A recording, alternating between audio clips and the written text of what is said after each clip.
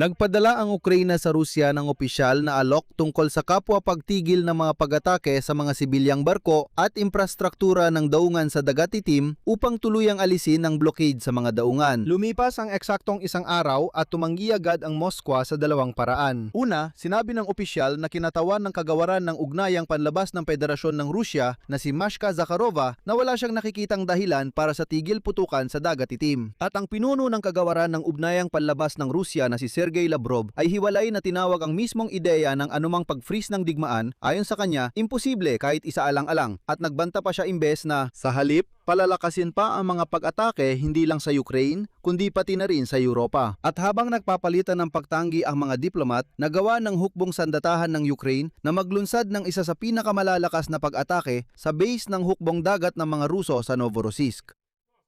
Pagkatapos nito, umatake sila ng estratehiko. Kasabay nito, ang Hunyo at Hulyo ay naging panahon na kung saan umatake ang Russia ng hindi bababa sa 50 sibilyang barko.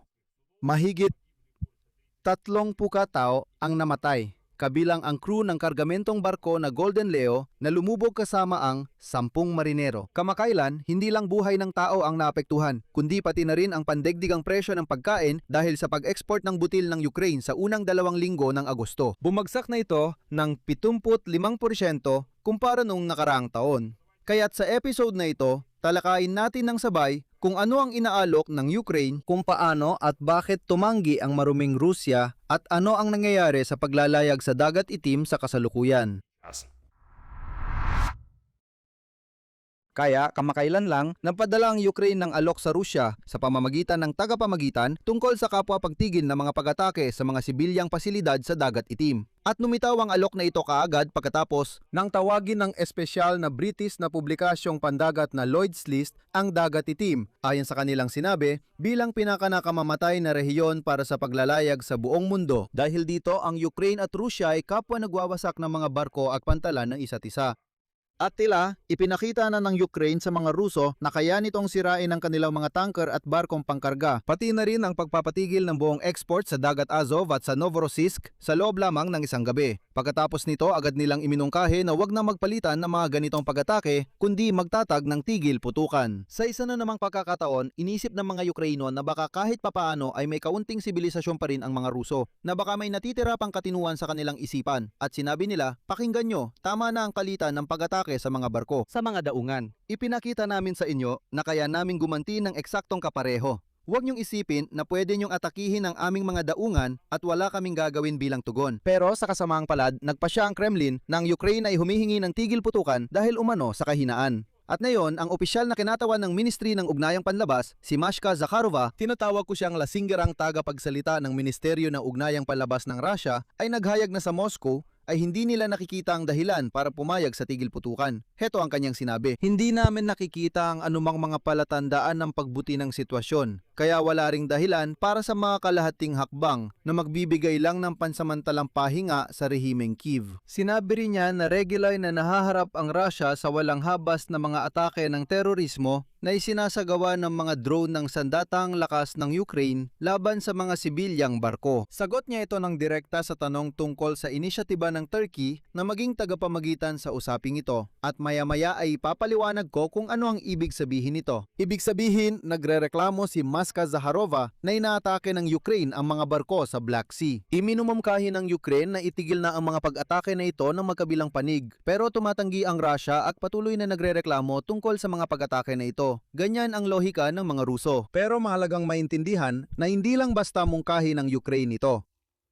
Una sa lahat, pinipilit din ang Ukraine. Ang Estados Unidos mismo ay nakiusap na huwag atakihin ang mga tanker sa Novorossiysk, yung mga nagdadala ng langis halimbawa mula Kazakhstan. At pagkatapos, sa UN naman, nagsimulang magmakaawa na, ay, may mga butil na inilalabas mula Russia, tapos tinatamaan ninyo ang mga terminal, kaya hindi na nila maipagpatuloy ang kalakalan ng kanilang mga produkto. At sa huli, ang pinuno ng kagawaran ng ugnayang panlabas ng Turkey, si Hakan Fidan, bago pa man tumangi ang Russia, ay nanawagan sa magkabilang panig na bumuo ng mekanismo para para sa tigil putukan sa Dagat Itim. Sa Ankara, naghanda pa sila ng isang konkretong plano na may dalawang magkahiwalay na ligtas na koridor. Para ito sa mga komersyal na barkong papunta sa Russia at Ukraine, kung saan mangangako ang magkabilang panig na hindi sila atake. Ibig sabihin, may koridor para sa mga Ruso, hayaan silang dumaan doon, hindi natin sila gagalawin. Pero ang lahat ng iba pang katubigan ay maaari pa rin nating atakihin. At may koridor din para sa Ukraine. Ibig sabihin, hindi lang ito basta ideya, kundi isang detalyadong plano. Pero diretsahan ng sinabi ng Moscow na wala silang nakikitang dahilan para pag-usapan pa ito. Dahil ang mga mabangis na Ruso ay gusto ng dugo, hindi ng kapayapaan. Kailangan ding isaalang-alang ito.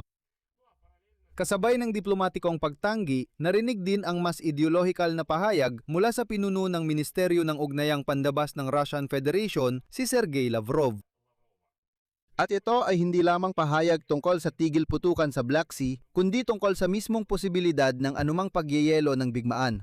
Mula, ilalahad ko ang sipi mula kay Lavrov na nagpapakita ng tunay na ideolohikal na kalagayan ng mga Ruso. Ibig sabihin, handa silang mamatay.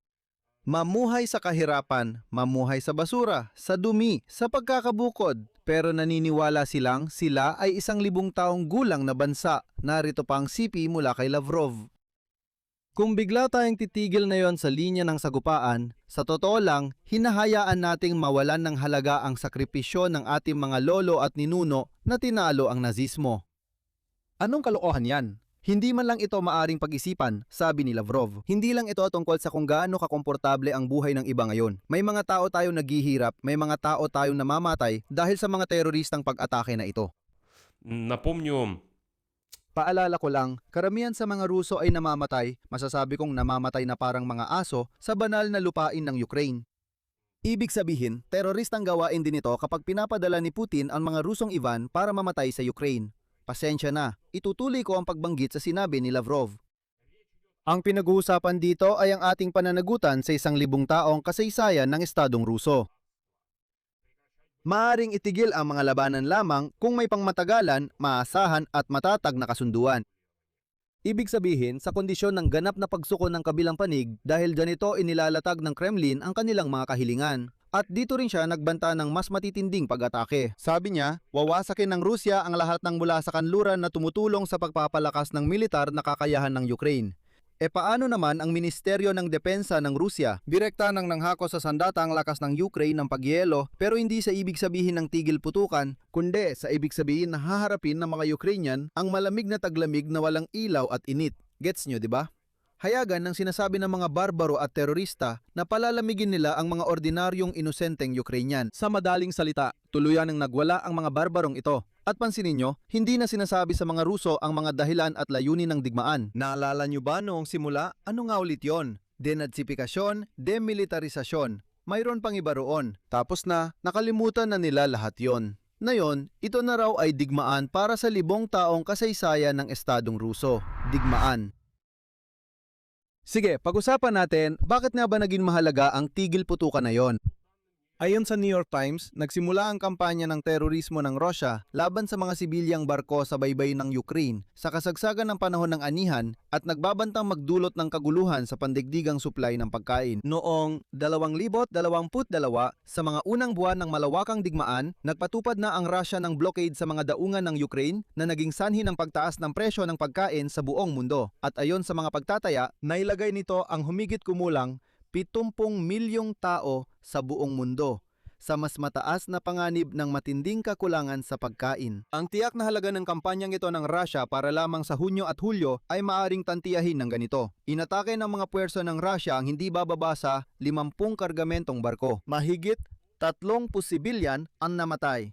At ang pinakamalungkot na insidente ay nangyari sa kargamentong barko na Golden Leo na noong 19 ng Hulyo ay binaril. Umalis ito mula sa daungan ng Chernomorsk na may dalang kargamento ng butil at nang ang barko ay nakalayo lamang ng 6.5 kilometro mula sa daungan, isang Russian na misail ang tumama mismo sa katawan nito. Sa huli, 10 miyembro ng tripulante at isang Ukrainian na pilotong pandagat ang namatay at tuluyang lumubogbog ang barko. At pagkatapos ng ganitong mga barbarikong pag-atake ng mga mabangis na Ruso, sinimulan ng Ukraine na sistematikong atakehin ang Russian fleet ng mga tanker na klase Reka Rekomorye sa Dagat Azov at patuloy na tinatarget ang mga barkong nagdadala ng mga produktong Ruso. Dahil dito, ang sinakop na Crimea ay halos na-isolate at nakakaranas ng kakulangan sa gasolina. Binibigyang diin ng mga eksperto na ang mga kilos ng Rusya ay isang sistematiko at walang pinipiling kampanya laban sa mga barkong pangkalakalan na nagdadala ng mga produktong agrikultural at iba pang hindi militar na kargamento, kaya ang ganitong mga pag-atake ay lumalabag sa mga internasyonal na kasunduan, kabilang na ang UN Convention on the Law of the Sea. Kasabay nito, binibigyang diin ng mga eksperto na bagamat ang mga oil tanker na konektado sa Rusya ay technical na itinuturing na mga sibilyang barko, inaatake ito ng Ukraina. Ito ay dahil ginagamit ang mga ito para iwasan ang mga sanksyon at mag-export ng mga energyang produkto na nagpupundo sa mga operasyong militar ng Kremlin.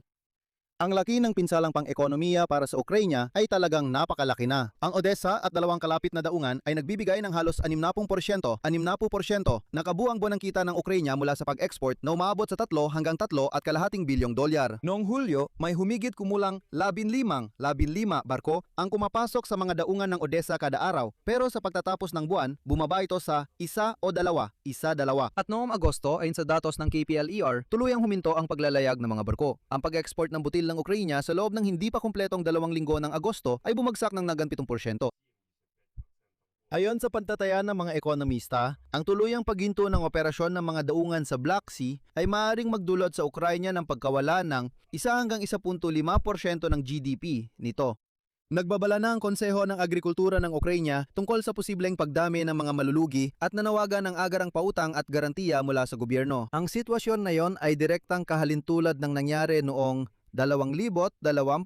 Noon, ang pagmamamagitan ng UN at Turkey ay nagbigay daan para maisa katuparan ang Black Sea Grain Initiative. Ngunit makalipas ang 1 taon ay bumagsak din ang kasunduang yon. Ngunit ang totoo, sa mga panahong yon, nagawa na ng Ukraine na mapaalis ang mga barkong pandigma ng Russia mula sa ilagang kanlurang bahagi ng Dagat Itim at sa pangkalahatan ay pinagpatuloy na nila ang mga transportasyon ng mag-isa. Kapansin-pansin na ngayon, sa ikalawang pagkakataon, ang Turkey pa rin ang nagsisilbing tagapamagitan. Pero sa pagkakataong ito, tumanggi na ang Moscow na magsimula pa man ng pag-uusap. At ngayon, sa sitwasyon kung saan ang mga barbarong Ruso ay hindi nakakaintindi ng wika ng tao, patuloy na pinapaputukan sila ng mga puwersa ng depensa ng Ukraine. Noong gabi na ika-12 ng Agosto, ibig sabihin ilang oras bago ang alok ng Ukraine, isa sa pinakamalalakas na pag-atake sa buong digmaan ang isinagawa ng mga puwersa ng depensa ng Ukraine laban sa Novorossiysk. Gamit ang mga jet drone, mga misil at mga unmanned na bangka, inatake nila ang mga posisyon ng air defense, mga pantalan at infrastruktura ng daungan. At noong ika-14 ng Agosto, sa mismong araw na tumanggi ang Moscow sa tigil putukan sa Dagat Itim, inatake naman ng mga drone ng Ukraine ang isa pang estratehikong daungan. Ito ay ang Ust-Luga sa Baltic, malapit sa St. Petersburg, at ayon sa datos ng General Staff ng Sandatahang Lakas ng Ukraine, tinamaan ng Novatek Ust-Luga Complex. Ito ay isang pasilidad para sa paghihiwalay at pagproseso ng gas condensate na may kapasidad na halos 8 milyong tonelada ng hilaw na materyales kada taon. May naitalang mga pinsala doon. 2 processing units ang naapektuhan at nagkaroon ng sunog. Ano ang susunod? Wala pa ring opisyal na sagot ang Russia sa alok ng Ukraine. Hindi talaga sila marunong makipag-usap ng maayos sa diplomasya. Ang tanging sagot ay ang pasalitang pagtanggi ng tagapagsalita ng Ministry ng Ugnayang Panlabas ng Russia na si Mashka Zakharova sa isang press conference. At ganun din ang pangkalahatang ideological na posisyon ni Sergey Lavrov laban sa anumang uri ng pansamantalang pagpapatigil sa digmaan. Ang planong Turkish na may 2 koridor ng seguridad ay formal na nananatili sa mesa, ngunit wala pang sinuman sa magkabilang panig ang nagmamadaling pumirma rito. At ang banta ng Russian Ministry of Defense tungkol sa pansamantalang pagpapatigil sa special military operation na yung taglamig ay malinaw na hindi tungkol sa kapayapaan, hindi nga ito tungkol sa hangaring makamit ang kapayapaan, kundi tungkol sa panibagong bugso ng mga pag-atake sa enerhiya ng Ukraine na ipinapangako na ng Kremlin, kasabay ng pagtanggi nila sa tunay na tigil putukan sa Dagat Itim. Ibig sabihin, ang tanging natitirang magagawa ng mga puwersa ng depensa ng Ukraine ay walang awang bombahin ang lohistika at infrastruktura ng Russia. Kasi, ibang wika ay talagang hindi naiintindihan ng mga barbarong ito. Dito ko ilalagay ang 3 tuldok. Isulat ninyo ang inyong opinyon at mga konklusyon sa mga komento sa ilalim ng episode na ito. Mag-subscribe kayo sa channel, pindutin ang kampanilya at huwag kalimutang mag-like. Kung gusto niyong suportahan ang trabaho ng YouTube channel na ito, maaari kayong magbigay ng donasyon gamit ang alinmang link at detalye na nasa description ng video na ito. Yun lang po, ingatan ninyo ang inyong sarili. Paalam sa lahat.